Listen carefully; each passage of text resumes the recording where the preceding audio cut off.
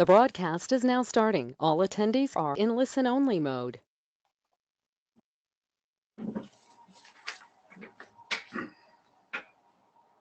Hi everyone, thank you for joining us today. The webinar will begin at the top of the hour in 1 minute.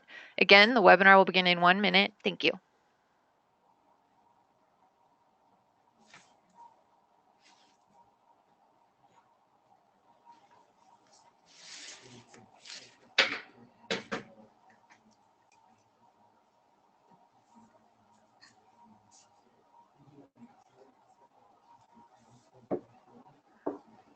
Good day and welcome to this Health Catalyst webinar. As a quick introduction, Health Catalyst is a next-generation data, analytics software, and decision support company committed to being a catalyst for massive, sustained healthcare improvements. My name is Sarah Stokes, and I will be your moderator today. Now let us begin with today's webinar, why payers, providers, and life science and pharma must join forces in leveraging real-world data to achieve true value-based care, presented by Iya Khalil, Chief Commercial Officer and co-founder at GNS Healthcare, and Elia Stupka, SVP and General Manager of the Life Sciences business here at Health Catalyst. Iya is a technology entrepreneur and physicist with a vision of transforming medicine into a discipline that is quantitative, predictive, and patient-centric via big data analytic approaches. She has co-founded two big data companies, Valuebased and GNS Healthcare, and is the co-inventor of the proprietary computational engine that underpins both entities.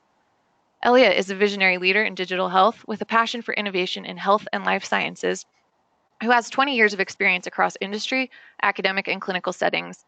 He has published over 100 peer-reviewed articles and has been cited over 35,000 times across the fields of drug development, data science, and ethics. Throughout today's webinar, you'll be presented with multiple poll questions. We encourage you to engage in those polls as they will help to drive today's conversation forward. We also urge you to submit questions throughout the presentation by using the questions pane in your GoToWebinar control panel.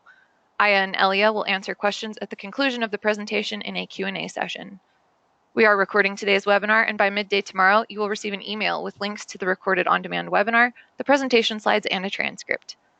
If you'd like to stay in the loop on upcoming webinars and all things Health Catalyst, you can follow us on social media. Our handle is @HealthCatalyst. I will now turn the time over to Elia. Elia? Thank you. So it's a pleasure to be here. Thank you for helping us organize the webinar. It's a true pleasure to have here Iya with me. We're good friends and have done some good work together. Iya has already been introduced a little bit, but I would just add by saying that she was recognized by President Obama at the White House dinner as a leading entrepreneur in genomic medicine. She's also been recognized by Inc. magazine as one of the top 100 female founders. And she's really working at this incredibly interesting intersection that we're going to talk about today of providers, payers, life sciences, and pharma applying some of the most cutting-edge technologies to derive value from data in the space. So welcome, Iya. Great to have you here. Great to be here. Thanks for having me. So let's dive right into this triangle that is the main topic of today's webinar. Where we have these three important players: providers, payers, and pharma. And I'd love to hear a bit about, from the lens of how you approach it and what you've been doing at GNS, how you see these players interacting, and really what are the business drivers that are getting them to work with companies like yours, and how does this intersection look and how is it evolving? Yeah, I mean, I would say the biggest evolution is that now in the era of precision medicine and innovation, these players are having to interact with each other more and more in ways that they hadn't expected. Starting with life sciences, and here we are, we're having this conversation in the middle of Kendall Square, where lifeblood of innovation and biopharma is. And it used to be that a lot of these companies worried about FDA approval, because that was going to be the toughest thing. How do you get the FDA to approve my drug? I'm going to run my head-to-head trials and prove that my drug is better. And now more and more of the conversation is about how am I going to get a payer to reimburse for my drug? Is my drug really working in the real world according to the efficacy standards that were set in the phase 3 trials? And more payers are trying to figure out, should they pay for the latest innovation treatment and where that should land? And how do we go beyond the simplest, crudest answer you could come up with, which is step therapy, right? Let me try one thing. Okay, once that doesn't work, then maybe I will try and pay for life-saving therapy for you. And that leaves providers with the challenge of, with all of this, how to provide for the best care and get proper reimbursement, et cetera. So I think the biggest evolution is now these three players, which in the past could operate independently, they can't anymore. They can't afford to do that anymore. And it seems to me like there's also a lot of, as the complexity is increasing, there is a lot of bidirectional interactions that are happening, but not like what we're showing here as a triangle. Yeah. There aren't really a lot of places where this actually looks like a triangle, right? There's some, payer to provider, interactions and ways and the dynamics of working. There's some payer to pharma. Now there's also, pharma to provider. None of it is sort of truly functional, right? Yeah. A lot of it is still, quite inefficient. They're all sort of playing around with new models, but the reality on the ground is still quite stark. Right? I think so, but I do think we are seeing some innovative ways where this could work. Like when you look at places that are both providers and payers, like Geisinger, where they have come up with models where the reimbursement side and the value of providing care side start to get more and more integrated. And more pharma needs to work closely with providers for running their clinical trials, so they could prove out the value of their therapeutics, and even providing a clinical trial for a new innovative therapy as an option that a doctor could provide to the patient, so they can get value earlier and not have to wait 20 years till the drug is approved. Yeah, we've seen definitely a lot of that. The clinical trial as an option. When I worked at Dana-Farber, I mean, that's almost the standard of care at the place. At an important AMC like Dana-Farber, clinical trials are the way to administer care, right? And that's not really integrated into care. Let's see who our audience is today. I think our next poll question is to actually figure out who's listening in and from which sides of this triangle. So let's see what happens as we go live with our first poll. All right. And then we'll get back to diving into some of the more detailed and interesting questions that arise here. All right, thanks, Elia. So for our first poll question, we'd like to know, which industry do you work in? Your options are payer, provider, and life sciences / pharma. We'll give you just a moment to respond there. If you're joining us late, you will have access to the slides and a recording after the webinar has concluded. And we do encourage you to ask questions throughout. Iya and Elia will be answering questions in a Q&A session at the end of the presentation. Okay, it looks like the votes are slowing down. So I'm going to go ahead and close that poll and share the results. All right, so it looks like 12% of our audience today is payer, 53%, which is our majority, are providers, and 35% life sciences and pharma. Does that align with what you guys would have hoped to see today? This is great. No, it's really good to see. I mean, first of all, it's good to see that there is some representation from all three sides of the triangle, and it's of course it's interesting for me personally to see us, we embark on this world of life sciences here at Health Catalyst, that we have a good representation from both sides. So I'm sure we'll get a really interesting session going with those who are attending. So let's go on to defining some of the problems that are faced within the broader topic that we've defined. I love this idea of the matching problem, and I know both of us have sort of dedicated our lives in one way or another, whether it's from genomes, from clinical data or other data, to really getting the idea of getting the right treatment to the right patient at the right time. What do you think? Is it finally starting to happen? I mean, I think so, but I'm curious about, we're both biased, so we're probably not. Well, I think the first thing is we have to appreciate what this figure highlights. And this is actual data coming from the Personalized Medicine Coalition studies that they put out of how hard it is to get this right. Despite the fact that countless research is done on the molecular and biological understanding of asthma and what underlies it and treatments for asthma or arthritis or cancer, that it's still really hard to match the right treatment to the right patient. And we need to acknowledge the difficulty of the problem, and we're trying to essentially figure out the biology of medicine and then apply that correctly to patients. And so, with that challenge, then it's the question of, well, what are we going to do about it? And is it finally starting to happen? And I think what's happening is folks are understanding that we do need to get precise around medicine and the administration of treatments and interventions.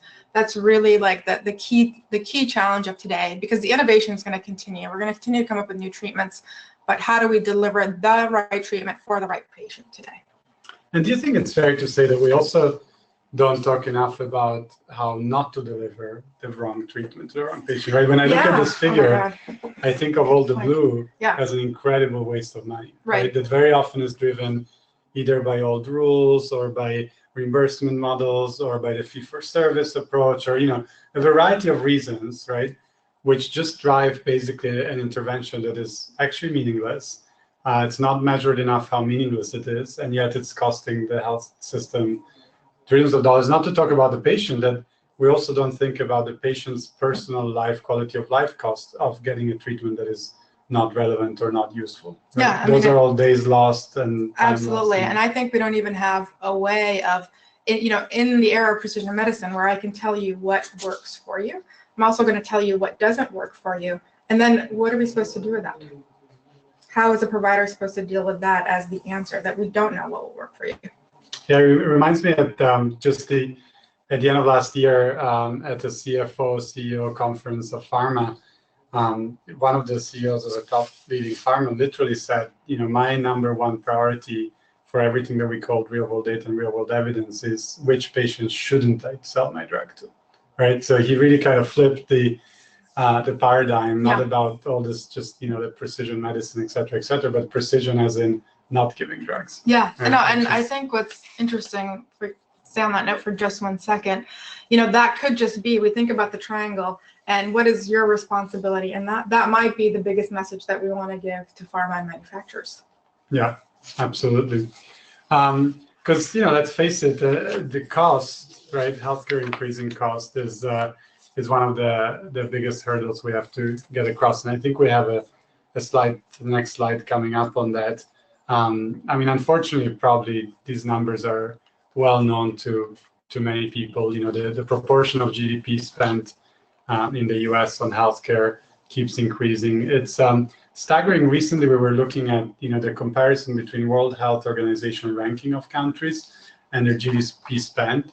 And it becomes even more acute to see how, you know, not only the spend is very high, but it doesn't lead to a ranking that is world leading. Like, I think right now it's 38th ranking in the world, and you have countries, you know, in Asia that have a spending that is, you know, below 10% and have much better ranking, right? Yeah. So clearly there is a lot that needs to be fixed. And then on the other side, we're talking about the, you know, what you just mentioned, the rising cost of drugs. So it's a bit of a doomsday scenario, but both you and I are very optimists. So how do we move on from this pessimistic picture that is thrown at us? Well, I'm going to make it a little more pessimistic first before we figure out how to move on to that. So, you know, and it's only going to get worse as we think about really where precision medicine is going, where gene therapy, and we have to get very precise on the therapeutic going to that specific patient.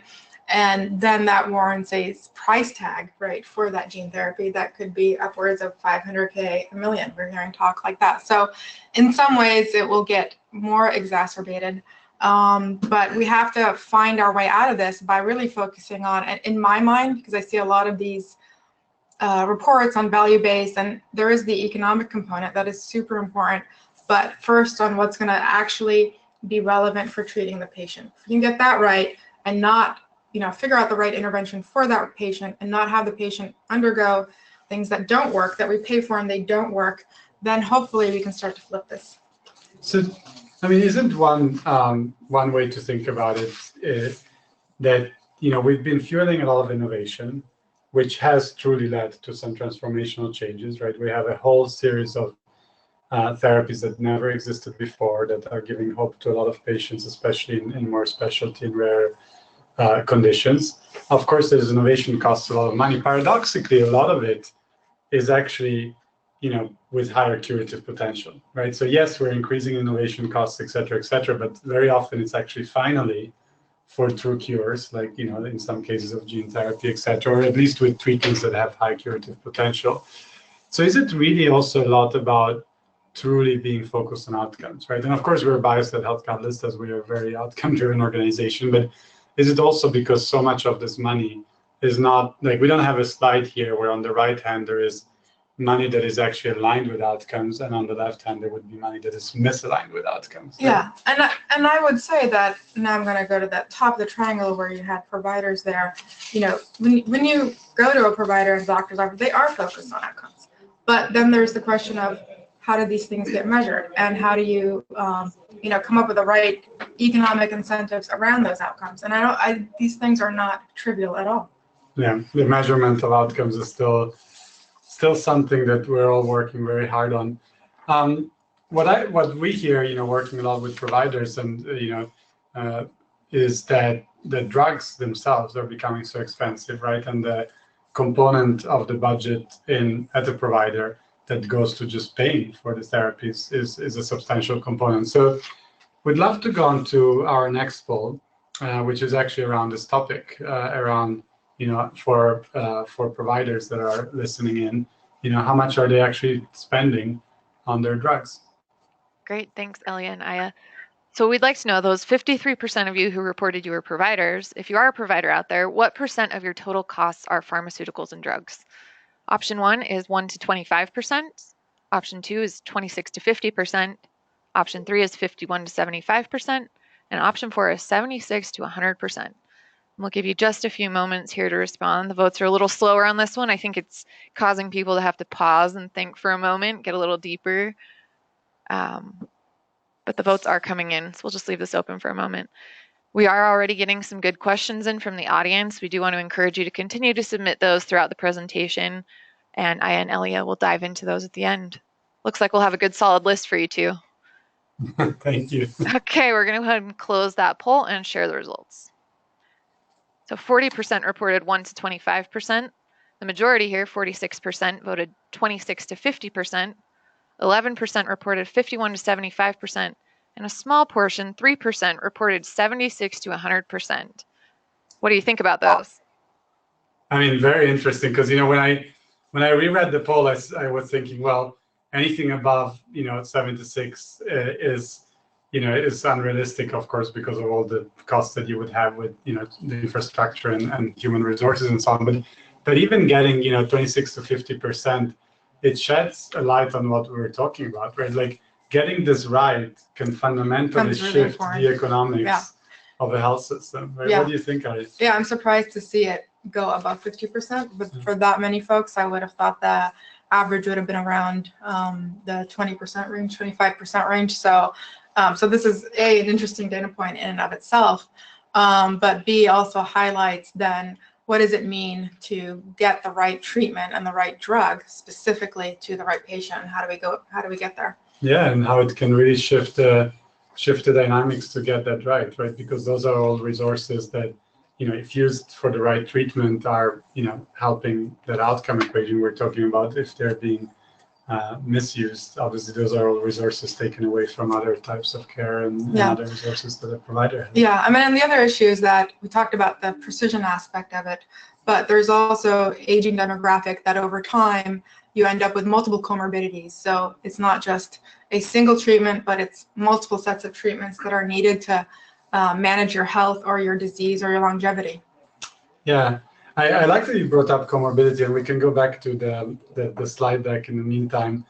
Elia, I did just want to chime in really quick that we did have a comment come in from Doug who said the cost trend is 8 to 12% per year. So that was just an interesting comment we wanted to interject there. Interesting, yeah. So 8-12% per year increase. Is that what you? Correct. meant? Yep. Yeah, which is obviously unsustainable, right? And if we look at the statistics we just show of about, around 50% and beyond, 10 to 12% basically means not being able to afford to run the operation of a hospital. So there is clearly a tipping point at which something has to happen. I like that you brought up comorbidities, and to me, indirectly, it actually ties to the next, topic we've had here. But I find in our engagements on various solutions and projects, etc., comorbidities are such an overlooked aspect, right? We had, because of the synthetic sort of nature of how trials were designed in the old days, right? Where you were actually trying to get this very clean trial design, which had exactly the patients that you were targeting and was aiming to get the best possible results. we created this very synthetic view of a human being, right? And then what a hospital has to deal with is a human being with all its complexity and all its comorbidities. And it kind of, to me, ties to the next slide we had here, which is it's one of the many reasons why probably, we went from 2008 with, the Medicare Improvements for Patients Act and then the Affordable Care Act and Medicare Access, etc. And we are still here hosting a webinar on value-based care as almost a new thing that still needs to be, really new in terms of being able, to really solve and crack the problem at its core. So what do we think about like the current status of value-based care? Does it, a provocative way to say this, does it actually exist, right? How much has it already impacted? And I think there was some interesting articles recently on the Affordable Care Act and its impact. Is it starting to happen and we should be more optimistic and it's just very complex to operate, but we'll get somewhere? What do you think? Well, you're seeing and there have been historically a lot of examples between pharma and payers setting up value-based arrangement around their treatments. And usually these things can get set up, but there's a challenge that over time it's really hard to measure the outcomes and know if you're actually reaching the performance of these contracts.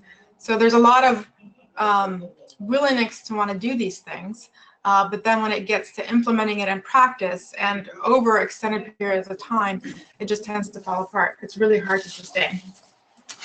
Yeah, absolutely. And we'll get to what we think the root causes are, but does that, if I push you a little bit on that answer, does that mean in your view that it's actually there, right? So that the system can exist, there are methods to make it work, and some of the inefficiency or some of the pessimism is because operationalizing it is very hard, but there's nothing sort of truly wrong with how we're going at it. Is that what you feel, or? Well, I think that there's still room for sort of innovation on the sort of payment model side of things and the design of that. But I think the implementation side is still a big, huge barrier. And there may be other things around just cultural considerations as well that we'd actually have to think through in terms of, is that why there's less willingness? But also, the incentives for all of this, it's still easier to just not do it, right? So we haven't set up the incentives to make this much more fluid and easier for folks to do. Yeah, it sounds like, at least from what we've seen, there are incentive systems, but organizations have to embrace them, right? And it's sort of like a big step that you have to take to embrace that new incentive-based approach, as you said, and we'll come to some of that. So I think we can go to our next poll that is actually related to what we just talked about. How much of value-based care is reality? Is it happening right now or not? So let's go to the next poll. Thanks, Elia. So this poll question asks, how much is value-based care a reality in your organization today? And your options are, we're using it right now. Option 2 is, we're gearing up to be ready in the next year. And option 3 is, it's a year or more out. So you're thinking more long-term with your value-based care plans. We'll give you just a moment to submit your responses there. All right, and these ones are coming in quick. And I'll just give one more reminder to anyone who's joined late. You will have access to the slides from this presentation, and we are recording today's session, so you will have access to all of those things after the webinar has concluded. Okay, the votes are slowing down. I'm going to go ahead and close that poll and share the results. So 55% say they're using it right now, so that's an impressive statistic, I think. 13% reported they're gearing up to use value-based care in the next year, and 32% said it's a year or more out. Again, is that kind of what you guys would have expected? Does that align with what you're seeing broadly throughout the industry? It's higher than I expected. That's great. Yeah, no, it's very interesting. It's I would agree. It's a bit higher than expected. Probably if we were running more of a workshop and not a webinar, and because we're data people, I would be very curious to dive into what percentage, right, of the current drugs, payment arrangements. I kind of divide it up by chronic disease versus specialty type care diseases that require specialty drugs, essentially. And are we seeing the adoption now more and more on the sort of chronic disease side where we're talking about disease management, but less so when we're talking about innovative treatments or drugs in multiple sclerosis or cancer? So those would be the numbers I'd want to take a look at. Well, we're clearly data geeks, so I think we would want a lot more numbers, but context to the numbers. Yeah, exactly, like to dive deeper in some of the variables, but nonetheless, it's saying that 68% of the of the people attending the webinar are either doing it right now or next year, which is very short, so it's a reality that we have to deal with,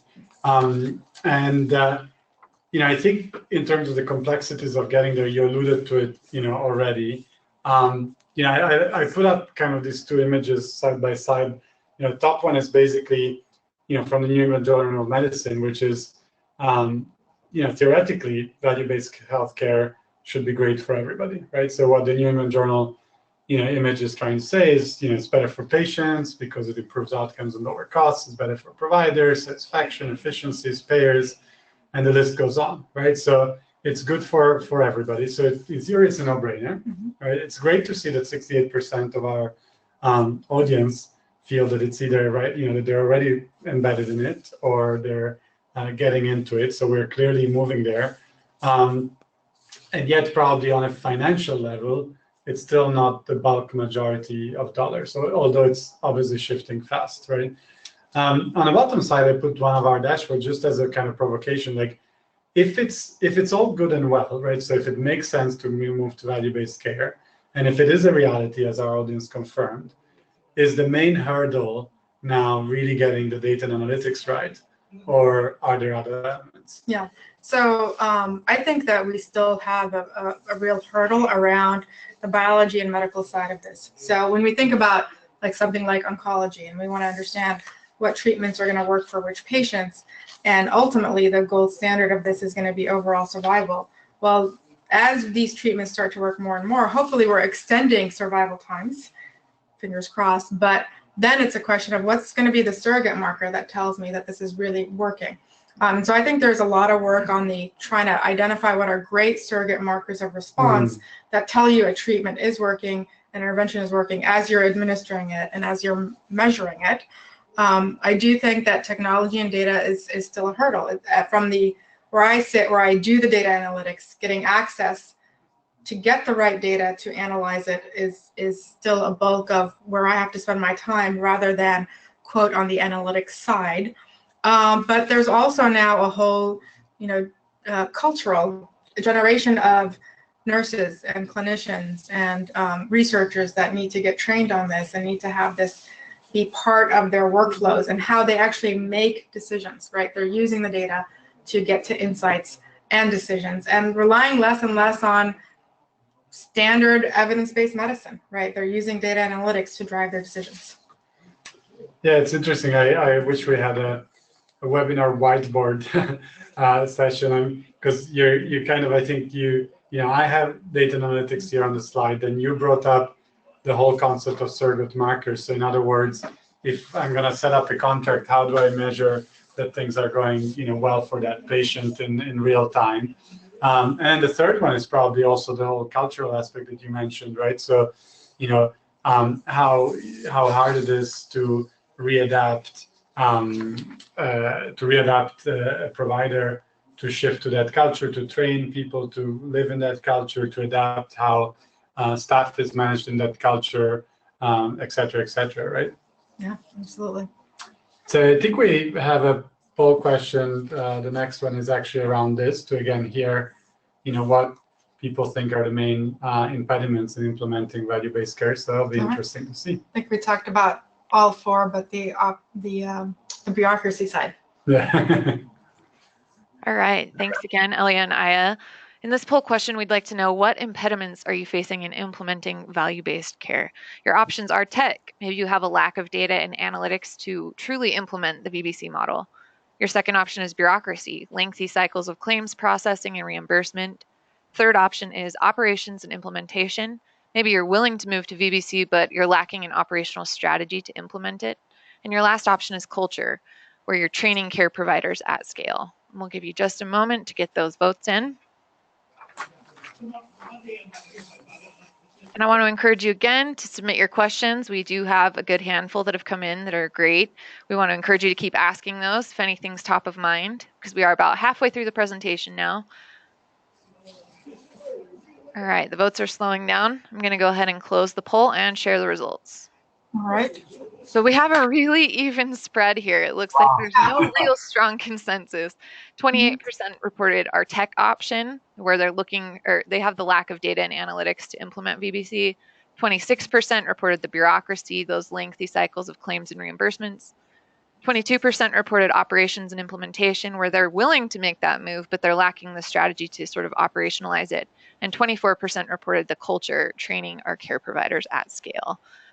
Did you expect to find such an even split, or was there one that you both thought was going to sort of lead the pack there? I thought culture and training would. Yeah. What about you? Well, I thought culture and training would definitely be an important part, but it's an amazing even split, and it really shows that probably they're all critical challenges, Yeah. right? That are all truly present at our providers, at our audience. So very, very interesting. It also kind of shines a light on the fact that, like many problems in health, it takes sort of a multifaceted approach to solve the problem, right? It's like, it just reminds me of the fact, it reminds me a bit of, being a little bit provocative. It reminds me of how, large tech companies try to reinvent health, and then they realize that it's quite hard and it's not a simple industry, right? Because it kind of shines the light that something like value-based care in itself has so many dimensions that need to be tackled, right, to make something happen. All right, we're going to move to being a little bit more on the optimistic, the perfect opportunity, right? We're in a sort of perfect timing where truly a lot of incredible accomplishments have entered the field of health and medicine. So, and I know that this is the bulk of what your life is dedicated to. So tell me about that. Yeah. So I mean, kind of this outlines what where the opportunity is, but also what's happening today. And so, there's intervention, innovation. We can intervene on our health in many ways. Geisinger recently put out what it's doing around using food as medicine, right, and reimbursing for food as medicine, and that is a type of intervention. As is a way, monitors that we can put on patients where they can monitor their health and use that to make decisions about how to manage their care, and intervention and innovation on the therapeutic side, whether it's gene therapy, next generation disease-modifying therapy, and for any one of the diseases, immunotherapies and cancer. And with the data, and for me, the data isn't just the breadth of data that we can collect lots of time points in a patient's EMR records over time, but it's also the depth of data, right? So for the first time, we can look at a patient's whole genome, molecular readouts on any level where we think there might be signal, whether it's proteomics, lipidomics, wearables that look at your activity. And when you can integrate all of those data modalities together and apply machine learning and AI to model the underlying causes of the person's disease and health trajectory in response to treatment. And by modeling that fully, then on the computer, before we guess as to what the right treatment is, we can run a simulation and simulate different scenarios and come up with then the optimal treatment, optimal intervention for that patient. In one analysis that we did in lung cancer, where we looked at longitudinal health records of many lung cancer patients over time, different treatments that they were given, and we had their genomic data, we were able to build a causal model underlying that patient population, but then in silico run a simulation where for each patient now, we can say who should have been put on immunotherapy right from the start versus ones where standard of care may have been sufficient. And that's really game-changing, because now that insight can be fed to the clinician to come up with the right potential treatment for a patient, but it's also something that a pharma company can use to better understand and come up with the right formulary for their drugs and how they would get reimbursed with a payer. All within the same algorithm, the same model. This is eventually, we live in one world. So all of the data is essentially helping us figure out, and the analytics, what the right treatment is. And each of those sectors on the triangle that you had described, from payer, provider, and pharma, could be working off of these same algorithms, these same models. So you brought up causal models, and just for the audience, first of all, let's get them a sense of what causal models are about. And considering you, I think, patented the first algorithms around causality about 20 years ago. Yeah. Right. And for a lot of people, it's not sort of common parlance. So how do you explain that? Yeah. So there's a lot of talk right now about using a neural net or a deep learning to make sense of data, and that's a great way or method for really teasing out the patterns or the features in the data. But ultimately in medicine, what we care about is causality. What causes what in the system? So at GNS Healthcare, what we did is we took and invented a machine learning platform that can learn causality, but directly from data. And what the impetus for that is that we weren't going to be fast enough at learning the evidence piece by piece. We needed an evidence generating engine that can learn causal assertions and really what causes what in a disease and the right treatment intervention directly from data itself. So causal AI is a way of doing AI where you learn causality, but allowing you to do it at scale, allowing you to do it across multiple data modalities and to do it really efficiently. And then once you have the model or the algorithm, you can simulate what if scenarios, what if treatment interventions. Great. Well, we work with a lot of our providers on literally trillions and trillions of facts. So you heard it here. If you want to try to understand causality in some of the data you're analyzing, I think I is your person to do that. That would be fantastic. So I guess when we push causality, if we go to the next slide, there's a world in which, beautifully depicted here, I think, in which every patient has an optimal intervention, right? Yeah. So we go back to the idea of personalization and, and truly getting the right treatment to the right patient, etc., or not giving the wrong treatment, or giving the right food, or the digital therapeutic. I mean, there's so much innovation happening in this space. If we had to make it, a little bit concrete in the next sort of, the next few years, what do you think needs to happen to shift towards this level? And where will it come first? Yeah. Where do you see the first sort of success stories emerging where somebody can really say, wow, I actually got, the optimal treatment? Yeah. So I'm hoping that the first success will come in oncology, where the resolution of the data is starting to catch up with each other. We are combining genomic profiles with longitudinal health records, with better ways of capturing progression and survival, and the full suite of interventions that these patients are getting. And so over time, that's allowing us to build these models and algorithms that get smarter, learn faster, and where we can say, okay, now for each patient, as they are from newly diagnosis to first line, second line, third line of therapy, we're optimizing the interventions that they should be getting, identifying what's the best breakthrough treatment they should get right from the beginning, comparing it to standard of care, and with each line of therapy, and hopefully you minimize the progression of the disease, but you're getting to better therapeutic treatments through these data-driven algorithms. So I think oncology will start to lead the path, especially on the precision medicine side, and hopefully that will also accelerate that same innovation in other disease areas, where we can really follow the same formula around collecting enough depth and breadth of data, learning from those models and algorithms, and then finding efficient ways to deploy them in workflows of clinicians. So, in the next slide, I have, we have some sort of key tenets of what it will take, right? And you already referenced all of that, so I don't think we need to repeat it, but deep, meaningful data, the access, the interoperability. Yesterday there was the Senate hearing on interoperability, which was, it's going to be very interesting to follow. Yeah. Insights, and then of course engagement with patients. I'm thinking of the audience that is listening in, and if you had to pinpoint sort of, I'm listening to the webinar, and I'm one of those three, right? I'm working in life sciences payer provider, and I'm getting sort of excited by the discussion we're having. What is it that I can do right now and in the near future? What would be sort of concrete actions that let's start from the providers and pharma. What is the concrete actions that they can take to help move this forward? Yeah.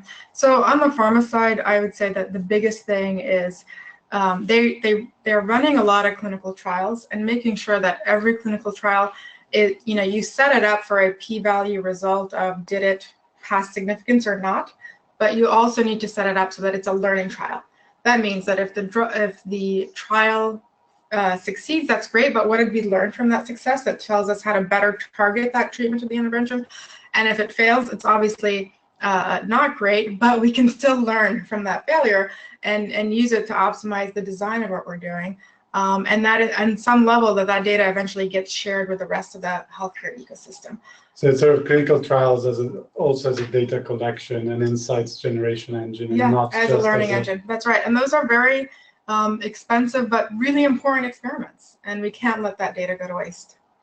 Do you think, I mean, you mentioned surrogate markers, etc. Do you think it's also important to set them up not just for measuring the outcome of that trial, but also to say, well, if we're going to go to market, if we're going to have a risk-based contract, we better have the right markers that will also implement the risk-based contract. Absolutely, right? And I think that's where the provider systems can come in, is making it so that it's possible to measure those markers, to measure those surrogate outcomes. And the markers come in two places. One, as a way to predict ahead of time who will respond to treatment, but also you need a set of markers that allow you to monitor progress and outcomes as well.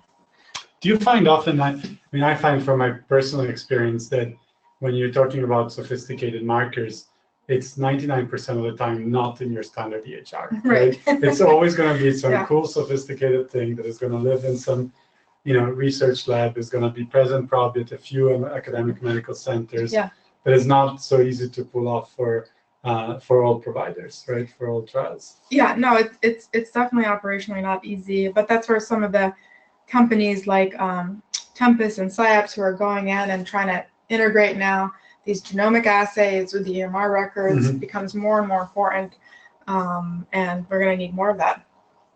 Sounds good. Let's move on in the interest of time. We have a few minutes left. So I put up this slide because, I think I kind of put this provocative title, around all diseases are becoming rare diseases, right? So, and the data here is from an IQVIA report where, looking at the specialty spending in 2018, which is already 336 billion, and how it's going to go to $500 billion versus in 2023. And also how it's not just oncology, right? People often tend to think of rare and specialty and so on as like oncology, but actually it's a widespread of rare diseases, but also common diseases that are becoming rare because of the segmentation, right? So what do you think are the implications of this? And does this mean that actually what we're talking about, value-based, risk-based, is going to become pretty much the norm for everything? It could be, but it could also be in back to that whole comorbidities and combinations. It's not so much that single drug is appropriate just for that patient or 10 patients in the world. It's that there's some combination of treatments that together sort of lead to the optimal, quote, outcome in that patient. So it may not be necessarily kind of a, quote, a reduction in market share. But the other thing that this highlights is that, things seem like they're rare diseases when we're talking about small-scale populations. But as we start to think about how do we administer care, quote, globally, the numbers change. But if we have now the data and the analytics to monitor what's happening globally, then that potentially could open up the doors in terms of how we think about these value-based contracts and arrangement. So I think that's a perfect segue to our last slide,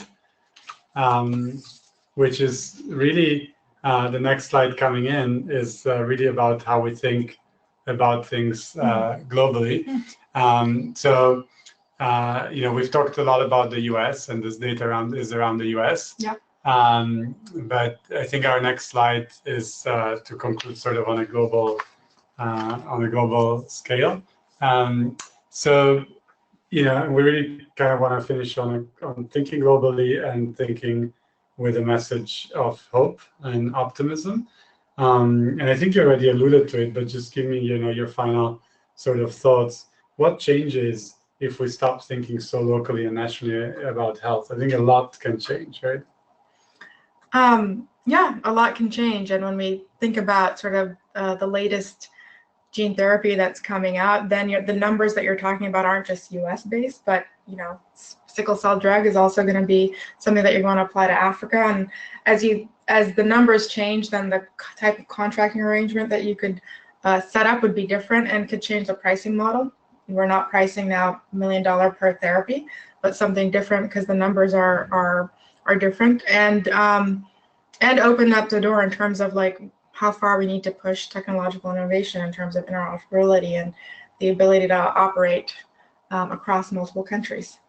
Yeah, I think it's so important to emphasize, right? We sometimes, especially being here in Kendall Square, you talk to founders of biotechs, and their number one, hurdle is, will I get funded to work on this therapy? Because in the US, there are only 180 people affected by this disease, but it's still a small fraction of the people that are affected globally. Increasingly, many of them can pay for such therapies or have organizations that will pay for them. So it can really change the entire perspective, and it can lead to developing therapies that would have not been developed and paid for before. Yeah.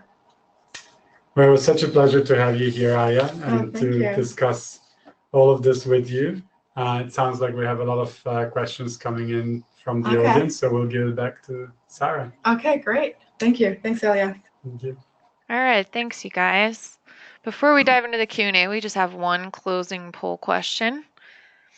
While today's topic was an educational webinar focused on value-based care and the crucial roles that all of us have to play in achieving it on a broad scale, some of you may want to know more about Health Catalyst products or professional services or the work that we are doing in this space. If you'd like to learn more, please answer this poll question. We're going to leave that open as we dive into these questions, and we've had a good handful come in. This is also a great opportunity if anyone on the line has a question, again, that's been top of mind. It's a great time to submit it because we're going to dive into those right now. So our first question comes from David Schipple, who asks, how are you defining VBC? It seems that it could be anything from pay for performance to capitated cost contracts. Can we settle on a meaningful definition? He said, I've looked hard and cannot find any evidence that ACO. Perfect. It's a great question because I think the term gets used in so many different ways, and I'll let Iya comment as well. But for me, I started out in the R&D world in genomics, then I moved more into the operational world. So I learned a lot about this along the way. And one of the interesting things is that, for example, you have the manufacturer-provider risk-based contracts, right? And they get bundled into this general keyword of value-based care because, of course, they're somehow outcome-based. But then you have what is often referred to as value-based care, which is a payer-provider relationship.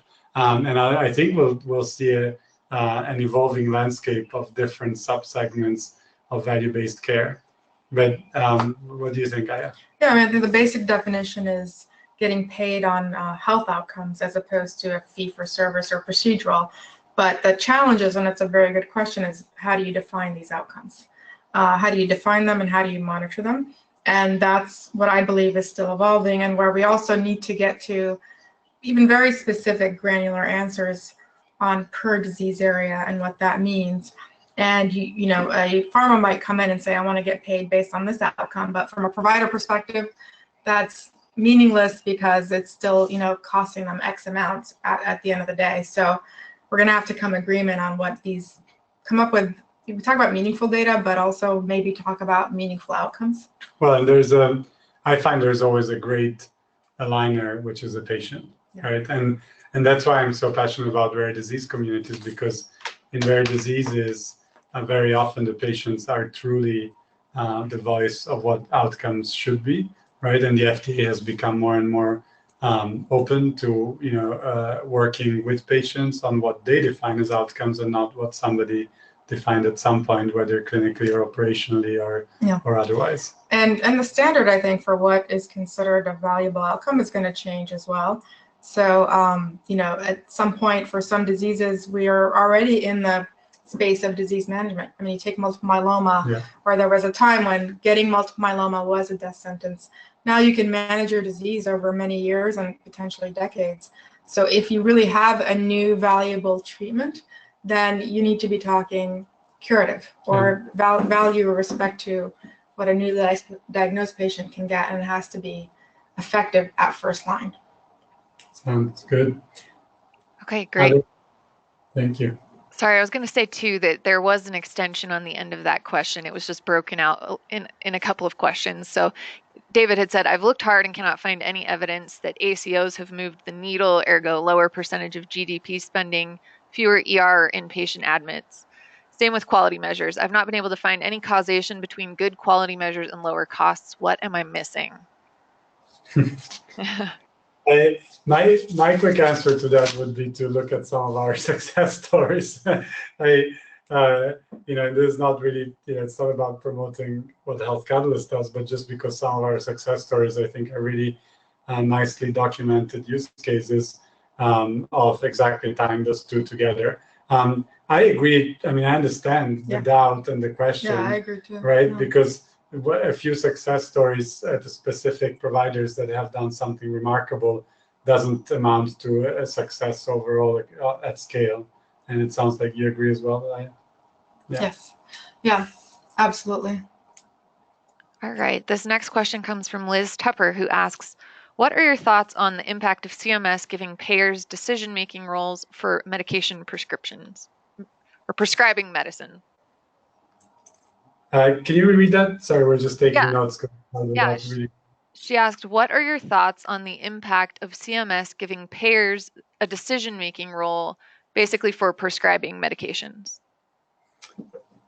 Yeah, complex question. I think, from a very personal standpoint, to me, it comes back to what we were discussing before, which is outcomes, right? So it should not be, outcomes should be driving these types of decisions, right? On what and how gets prescribed. I mean, that should be the main driving principle.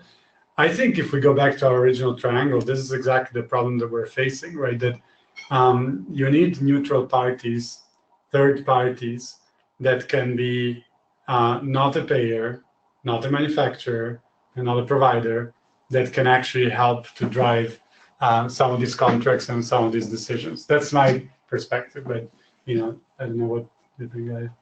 I mean, they've given the payers the power to pay for these meds and decide on what should be reimbursed, but in absence of the tools that will actually help them come up with the right answers.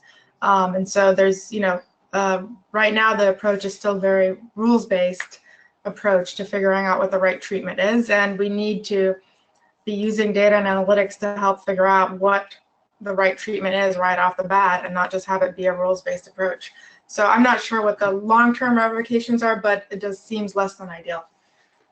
Yeah, and I think since we talked a lot about rare disease today, that's one area where it's interesting that there isn't a huge incentive for a payer to identify more and more rare disease patients for a very expensive drug, right? Like, that's just an example of where I think it's very important to create systems and third parties where the rules are balanced and transparent. I remember talking recently to a top pharma, and this is where also thinking of the global perspective, where comparing Europe and the US is quite interesting, because from a European standpoint, for example, the way in which rare disease gets reimbursed and how that is looked at is quite a, I would say, neutral standpoint, and where finding more patients is not a financial disincentive, but obviously is a incentivized in order to cure them. So, yeah. Okay, we have a question here from Mattis, who asks, I'm from Europe. I was wondering, what are the options when it comes to benchmarking treatment effectiveness in the US? Although you already mentioned that finding signifiers is hard for actual medical effectiveness. And he clarified that you mentioned using machine learning and data analytics engines. So that's what that is tied to. So, I mean, clearly there is, I would say we are in a privileged situation in the US in terms of the data that has been amassed over the last few years, right? So we have the luxury of talking about data analytics. And if I think about just the number of the effects and the number of patients that we are privileged to work with at Health Catalyst, and I'm sure Iya, with all the data sources that she's been working with her, partners and clients, etc. So we are, I think, in a luxury situation where we can do a lot of that benchmarking. We can compare and measure. We're certainly in the early days, as we discussed, but we have all the tools and all the data at our disposal to really start doing this at a reasonable scale. I find in our conversations with the pharma and life sciences that that's certainly not the case when you move outside the US, right? This partly because of the data protection and security. The federated systems are still in the making. A lot of very fragmented data sources, so much harder to do that benchmarking in a systemic way in Europe. So I think we are in a good position, and there are areas where you can do very kind of in-depth and detailed work, although we're at the beginning of it.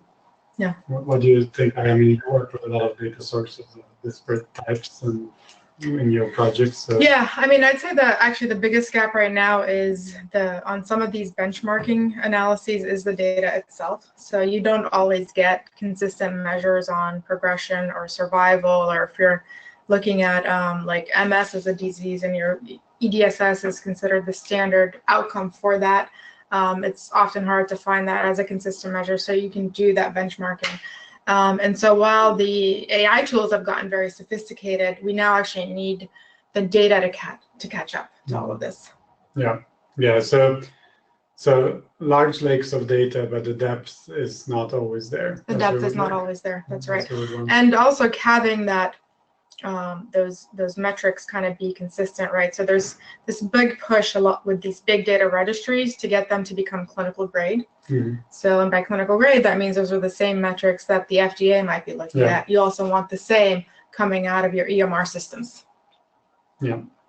All right. I'm going to take us back to that healthcare matching slide because these next two questions pertain to that.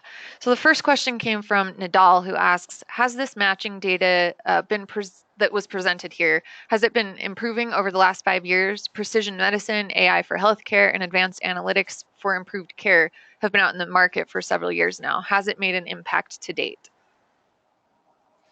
Yeah, very good question. So I think if you look at the surveys that the Personalized Medicine Coalition looks at for these average numbers, there is a big improvement on average when you look at across all of cancer or all of arthritis or all of asthma, but within specific cancer areas or cancer types, you do see this working. And I think the challenge right now is to get it to scale across many different types of cancer or many different patients with arthritis or asthma. So it's more of we're seeing anecdotal places where this can work, but I think the average numbers yet haven't caught up. At least that's what I'm seeing. Yeah, I mean, I always have to accept the biased view that we have, like being here in Boston and the types of institutions we have the fortune to work with. But I would say, for example, when I worked at Dana-Farber, so much of our work was on matching, right? I mean, we had entire technologies to match patients to trials like MatchMiner. A lot of our work on clinical pathways for cancer was around matching. I think the key question, and I discuss this often, is there is no question that in places like Boston you can improve all of this, and that it is improving and it is having an impact. I think the key question is, how do you create what we looked at before, right? The poll was great, where it's like bureaucracy, technology, data, like how do you get it to be a common standard and not something that just happens at the most innovative places in the world with, concentrating some of the top talent and top technology. I mean, the interesting question is, if you went through the data and asked, well, where you would see, what would be like the most predictive factor where this starts to show, oh, we really are seeing precision medicine, you might still find that your zip code ends up being the most predictive factor. Absolutely. Which goes back to the point that, well, precision medicine here, it's not here everywhere, and it hasn't also there's a geographical context, but there's also hasn't been seen to work for every kind of disease yet. Absolutely. All right, our next question comes from Caitlin, who asks, I think most people would agree that key stakeholders, i.e. payers, providers, hospitals, government, should be involved in the evolution of value-based care and ACOs. Who do you think should lead the charge and why? Oh, we're finishing on a challenging question. Can you reread the list that she made? I'm actually curious because she Yeah. extended it to a few ACS. more, right? So Yeah, the stakeholders that she specifically mentioned were payers, providers, hospitals, and government. okay. So I'm just going to throw out there a thought that it might be none of them, Okay. right? And that's what I was alluding to before. I think we need to start having some third parties that can play a neutral role in all of these conversations and really be focused on patients and outcomes. And I think it's what you see with also a lot of the emerging great startups that are doing direct patient work, right? Patient engagement, patient voice, etc.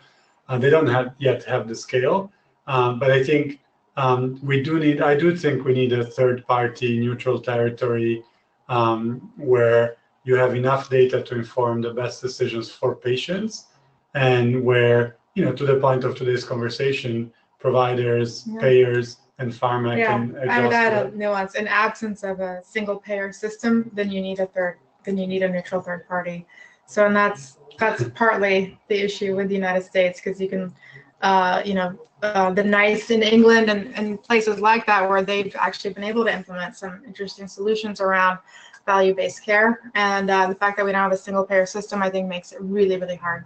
That's a great comment. I mean, you look at the countries that spend the least in health and have the highest world health rankings, like Singapore or even some of the European countries. They act like a single payer system, regardless of how they implement it, but they all work through some form of single payer system where they can align their overall, policy in the space to how it gets implemented. And interestingly, in the US, in the absence of a single payer, that's why there's this sort of excitement around the self-insured employer, right? Because they act almost as a mini, the large self-insured employers can sort of take some of the positive aspects of a single payer system and try to implement them for their insured population. Yeah, but I like the answer of the neutral third party. So that's something that we should expand upon and discuss and debate further. That's an interesting answer. Absolutely. Also, because you're never going to have a single payer system is always going to take care of a single country and not a global approach. Okay, we are past the top of the hour. We're going to just ask, I think, 3 more questions here, and you're both okay to stay on for just a few more minutes, correct? Yeah, we should have brought more coffee, but we will. Absolutely. Okay, great. So this question again comes from Mandal, who asks, we talk a lot about leveraging genomics, wearables, other social determinants, and data sources to provide optimal health. Do you feel we have optimized the basics, blocking and tackling of healthcare with the standard clinical and claims data that we have readily, he says, readily access to leverage? So ready access to leverage, I suppose. Yeah, there's a lot of things we can learn from and leverage with claims data. And I think one of, I have 2 biggest soapboxes that I stand on. One is we're not leveraging the data that we have enough, even the standard claims, EMR, and labs. But I'd even say within that, we also haven't gone further enough in the kinds of data that we need.